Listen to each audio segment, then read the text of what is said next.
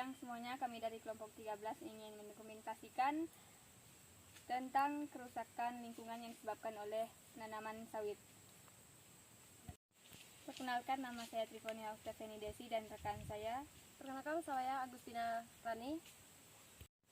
Baiklah, di sini kami akan membahas dampak apa yang disebabkan oleh penanaman dari sawit tersebut. Dampaknya yang pertama itu berupa tanah bekas penanaman sawit ini hanya bisa dipakai satu kali tanam. Ini maksudnya karena kesuburan tanah akan berkurang karena penanaman sawit tersebut, sehingga tanaman-tanaman lain sulit untuk tumbuh apabila sudah bekas penanaman sawit ini. Dampak negatif lainnya tuh bisa juga berupa seperti kita lihat jalan-jalan tempat bekas orang ngangkut sawit, misalnya bekas truk lewat setelah ngangkut dari penanaman sawit itu bisa menjadi rusak dan kadang ada yang tidak bertanggung jawab untuk memperbaiki jalan tersebut. Nah, itulah dampak negatif dari penanaman sawit ini. Kelapa sawit atau Aedes guineacis Jaeger berasal dari bahasa Afrika Barat, namun dapat dikembangkan di luar daerah asalnya, termasuk di 7 negara produsen terbesarnya, yakni Malaysia, Indonesia, Nigeria, Pantai Gading, Kolombia, Thailand, dan Papua Nugini. Kelapa sawit merupakan komoditas perkebunan unggulan dan utama di Indonesia. Produk utama kelapa sawit adalah minyak sawit daging buah yang dikenal dengan crude palm oil atau CPO, dan minyak inti sawit yang memiliki nilai ekonomis tinggi dan menjadi salah satu penyumbang devisa negara yang terbesar dibandingkan dengan komoditas perkebunan lainnya. Pada tahun 2008, luas areal perkebunan kelapa sawit mencapai hingga 7.363.847 hektar atau meningkat 77,1% dari tahun 2000 yang hanya 4.158.077 hektar. Rata-rata reduktivitas kelapa sawit Indonesia selama periode 2003 sampai 2009 adalah sebesar 3,72 ton per hektar.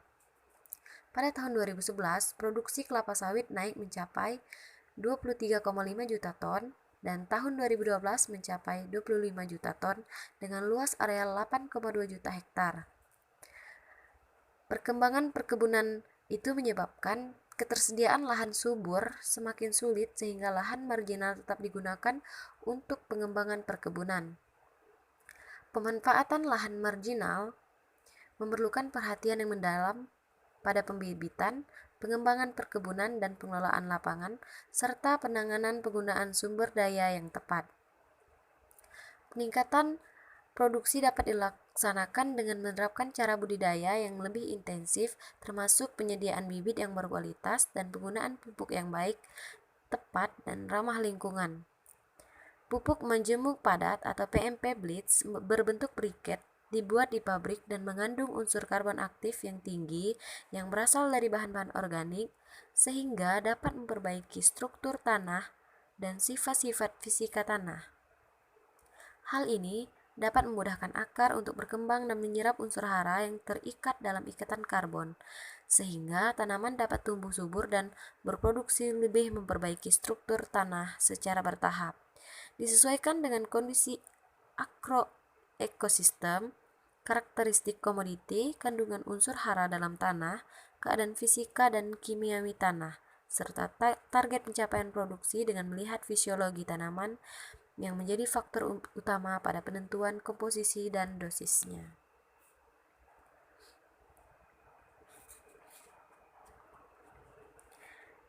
Nah, di sini juga ada dampak positif dan negatif penggunaan pupuk kimia. Pupuk merupakan suatu zat yang ditambahkan pada tanah untuk mempercepat pertumbuhan tanaman. Salah satu jenis pupuk yang marak digunakan di bidang pertanian dan perkebunan adalah pupuk kimia. Namun, tahukah kamu bahwa pupuk kimia memiliki kekurangan dan kelebihan? Berikut ini adalah dampak positif serta dampak negatif penggunaan pupuk kimia.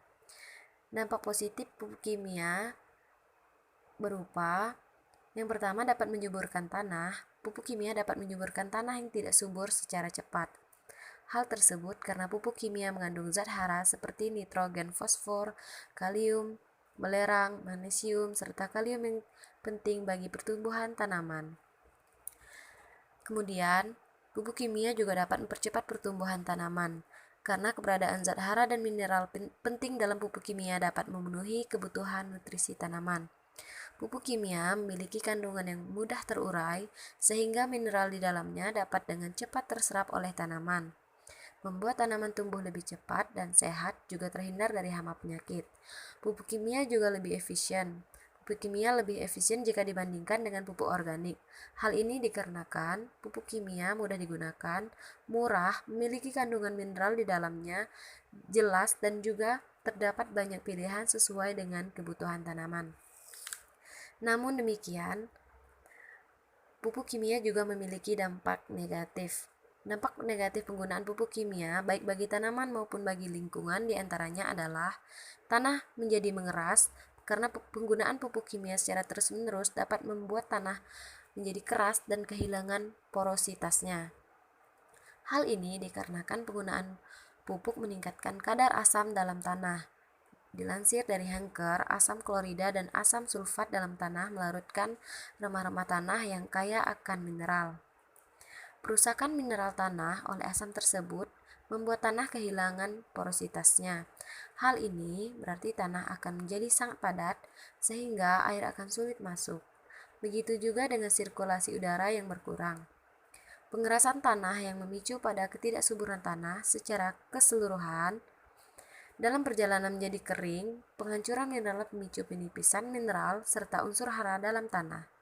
Hal tersebut membuat tumbuhan akan ketergantungan terhadap pupuk yang semakin lama akan semakin merusak tanah tempat tumbuhan tersebut hidup. Kemudian, dampak negatifnya juga adalah pemusnahan mikroorganisme. Bahan kimia sintetis dalam pupuk kimia mengubah pH tanah dan membuatnya menjadi asam.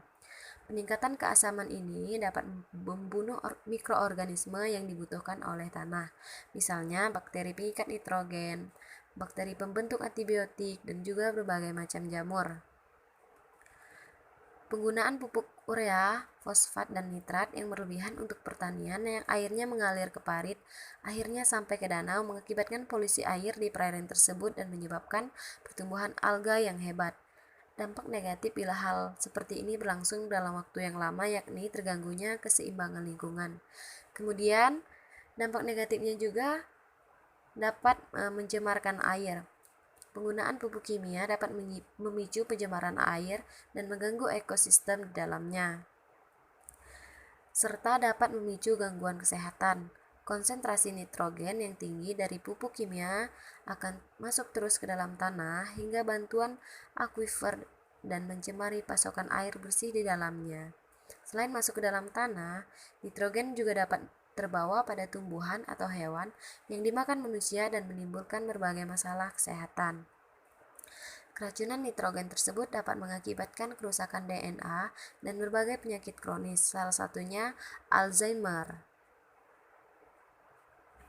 Nah, itulah dampak negatif dan positif dari pupuk yang digunakan untuk perkebunan pertanian.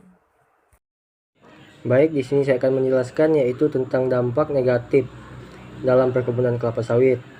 Yang pertama itu ada dampak ekologi, yang kedua itu dampak ekonomi, dan yang ketiga dampak sosial, dan yang keempat dampak budaya, dan yang kelima konflik lahan dan sumber daya, yang keenam pemanasan global, yang ketujuh ketaraan pemasangan, yang kedelapan pencemaran air, udara dan tanah, yang kesembilan dampak tidak langsung. Baik, kita masuk ke dampak yang pertama, yaitu dampak ekologi. Dampak ekologi ini merupakan pengembangan dan peluasan perkebunan kelapa sawit, merupakan proses konversi atau alih fungsi dan bentuk lahan yang merubah bentang alam lahan yang luas sehingga menyebabkan kerusakan fungsi dan jasa lingkungan. Yang kedua yaitu dampak ekonomi. Dampak ekonomi ini yaitu perubahan bentang alam, pertama hutan, lahan, badan danau dan sungai menutup membatas dan mengurangi kemampuan akses masyarakat adat, pedesaan, dan petani dalam meneruskan dan memelihara anugerah alam yang selama ini menjadi alat dan faktor yang menjadi sumber mata pencahariannya. Yang selanjutnya yaitu dampak sosial. Dampak sosial ini perubahan bentang alam juga yang sangat berpengaruh besar terhadap kondisi lingkungan sosial masyarakat akibat penguasaan dan persaingan yang semakin mengurangi dan merubah secara paksa jati diri, kebiasaan dan kearifan masyarakat seperti berkurung atau tertutupnya hak dan akses mata pencarian, nilai budaya dan agama, mobilitas tenaga kerja dari luar dengan hadirnya perkebunan dan pabrik sawit. Yang selanjutnya yaitu dampak budaya. Dampak budaya ini bagi masyarakat adat dan masyarakat lokal lainnya mengalami perubahan, bahkan kepunahan kearifan lokal, seperti tradisi, seni, dan nilai praktik kehidupan masyarakat yang sangat bergantung pada hutan, sungai, danau, dan bentang alam lainnya. Yang kemudian yaitu yang selanjutnya konflik lahan dan sumber daya. Ini penguasaan dan pemikiran skala besar oleh perusahaan perkebunan kelapa sawit menyebabkan ketimpangan, ketidakadilan, dan hilangnya hak akses kepemilikan, pemanfaatan, dan distribusi sumber-sumber yang ada di dalam masyarakat, sehingga terjadi benturan dan sengketa yang mengorbankan harta benda dan nyawa. Oke, kita masuk ke bagian yang selanjutnya yaitu pemanasan global. Pemanasan global ini dari kelapa sawit sangat erat dengan sumber-sumber emisi gas atau rumah kaca dari proses produksi dan rantai pasok minyak sawit yang mengakibatkan rusaknya fungsi dan kemampuan serapan gas rumah kaca oleh lahan seperti hutan dan gambut, termasuk gas-gas yang dihasilkan dari pabrik minyak sawit dan residu gas dari pupuk pertanian, bahan kimia, dan bahan bakar fosil. Aktivitas mesin pabrik dan perkebunan kelapa sawit. Yang selanjutnya yaitu kerentanan pangan, terutama bagi masyarakat adat dan pedesaan. Pedesaan berkurang baik mutu dan jumlahnya dengan semakin terbatasnya lahan pertanian dan sumbernya akibat himpitan dan tekanan peluasan dan penguasaan oleh perkebunan kelapa sawit. Yang selanjutnya yaitu pencemaran air, udara, dan tanah. Nah, ini bersumber dari aktivitas pembukaan lahan perkebunan seperti erosi dan sedimentasi, pembakaran lahan dan hutan, penggunaan bahan kimia, pertanian yang bersumber dari pestisida dan herbisida berbahaya, beracun dan sangat mematikan oleh kebun sawit dan gas-gas pencemaran lainnya. Dalam proses dan aktivitas pabrik terpapar dan menguap dalam air, tanah, dan udara sekitarnya. Yang terakhir yaitu dampak-dampak tidak langsung.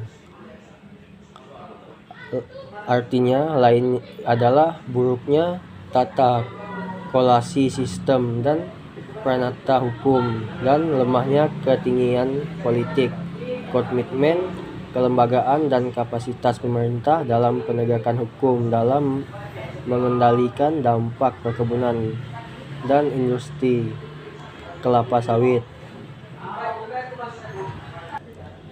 Baik, mungkin sekian yang dapat saya sampaikan. Kurang dan lebihnya saya minta maaf. Sekian dan terima kasih. Solusinya adalah kita jangan terlalu banyak menggunakan pupuk, karena penggunaan pupuk terlalu banyak itu dapat menyebabkan tanah menjadi tidak subur, dan melakukan pembatasan lahan pada saat penanaman kelapa sawit.